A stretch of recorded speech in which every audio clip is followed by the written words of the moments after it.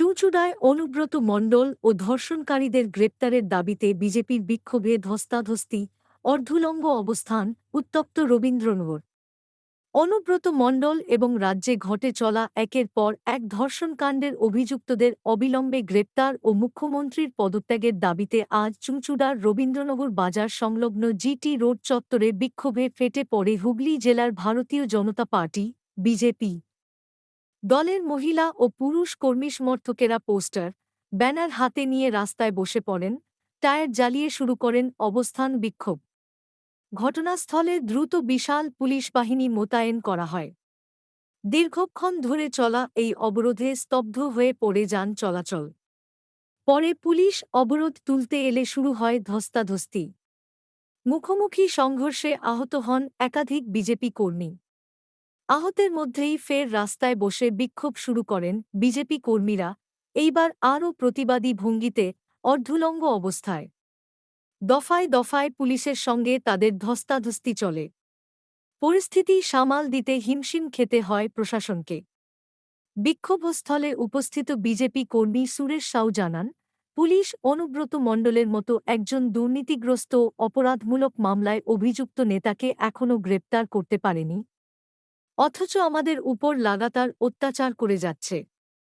মমতার দলদাস পুলিশ যদি সত্যিই বাপের বেটা হয়, মায়ের দুধ খেয়ে থাকে, তাহলে আগে অনুব্রতকে গ্রেপ্তার করে দেখাক। এই ঘটনার জেরে রবীন্দ্রনগর ও সংলগ্ন অঞ্চলে চরম উত্তেজনা ছড়ায়। তবে শেষ পর্যন্ত প্রশাসনের হস্তক্ষেপে পরিস্থিতি আংশিকভাবে নিয়ন্ত্রণে আসে। পুলিশ সূত্রে জানানো হয়েছে, পরিস্থিতি পর্যবেক্ষণে রাখা হয়েছে এবং প্রয়োজনে আরও বাহিনী নামানো হতে পারে।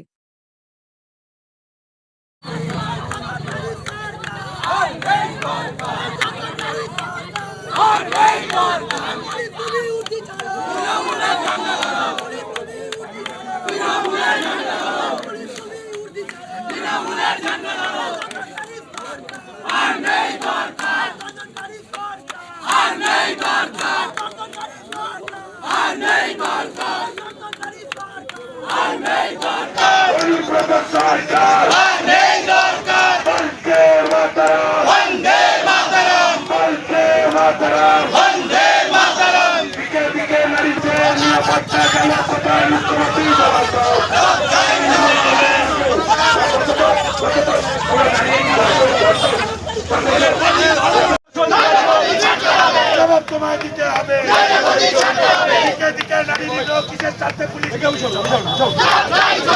দিকে দিকে নারী নিল কিসের সাথে পুলিশ,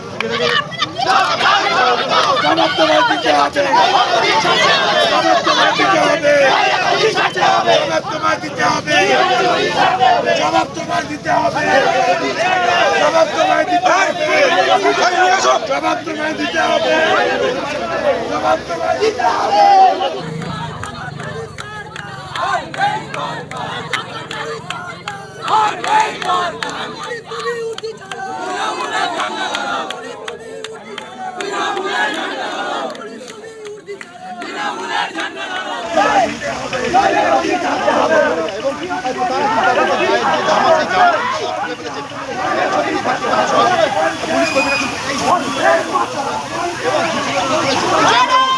এবং পুলিশ কর্মীদের সঙ্গে যে ধস্তাধস্তি হচ্ছে,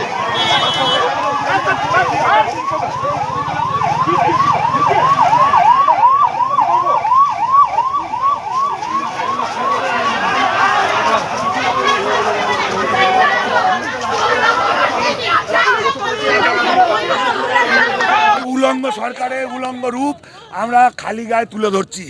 পশ্চিমবাংলার সরকার যে হারে নারীদের উপর নির্যাতন এবং ধর্ষণ চালাচ্ছে, তাদের নেতৃত্বে, মমতা বেগমের নেতৃত্বে এই সব কাণ্ড কারখানা হচ্ছে। অনুব্রতর মতো লোক এত কুরুচিকর মন্তব্য করার পর মা বোনেদের, শুধু ওই পুলিশের মা বোন নয়, সারা ভারতবর্ষের মা বোনেদের উপর এত কুরুচিকর আক্রমণ করার পর তাকে যখন গ্রেপ্তার করা হয় না, তার মানে এই ধরনের টিএমসিপি নেতারা সিলমোহর পেয়ে যায়, তখনই গিয়ে তারা এই ধরনের কাণ্ড কারখানা ঘটায়। সুতরাং এই উলঙ্গ সরকারের বিরুদ্ধে উলঙ্গভাবে আমরা প্রতিবাদ জানাচ্ছি। জয় শ্রীরাম, জয় শ্রীরাম। আমার এই একটি ঘটনা বারবার করে তো বলছি, এই সরকারের উলঙ্গ চেহারা সামনে চলে এসছে, যার কারণে আমরা আজকে উলঙ্গ হয়ে এর প্রতিবাদ জানাচ্ছি।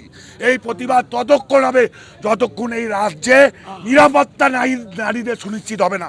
মানুষকে বলতে হচ্ছে আমাদের, যে মা বোনেদের বলতে হচ্ছে আমাদের, যে আপনারা সাবধানে বাড়ি থেকে বেরাবেন, সাবধানে বাড়ি থেকে বেরাবেন, রাস্তায় তৃণমূল আছে, সাবধানে বাড়ি থেকে বেরাবেন, রাস্তায় তৃণমূল আছে।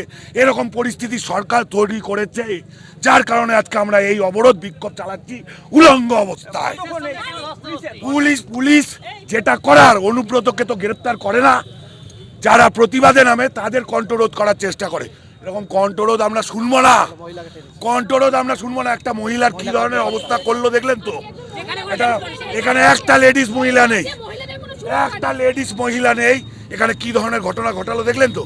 সুতরাং পুলিশ বিরোধীদের উপর যেভাবে চড়া হচ্ছে, এই সক্রিয়তা শাসকের ক্ষেত্রে কোথায় যাচ্ছে, সেই নিয়ে আজকে আমরা রাস্তায় নেমেছি। আমরা এই বিক্ষোভ চালাবো, আরো বড় আন্দোলনে নামবো। চেষ্টা পুলিশ অনুব্রতর ঘরে গিয়ে দেখাক না, তুলে দেখাক অনুব্রতকে, হাজতে দিক অনুব্রতকে। এখানে কারা? এখানে একটাও কি দর্শক দেখলে মনে হচ্ছে নাকি যেখানে দর্শক আছে সেখানে যাচ্ছে না কেন? এদের মা বোনেদের ছাড়ছে না, বলছে বাড়িতে নিয়ে আয়।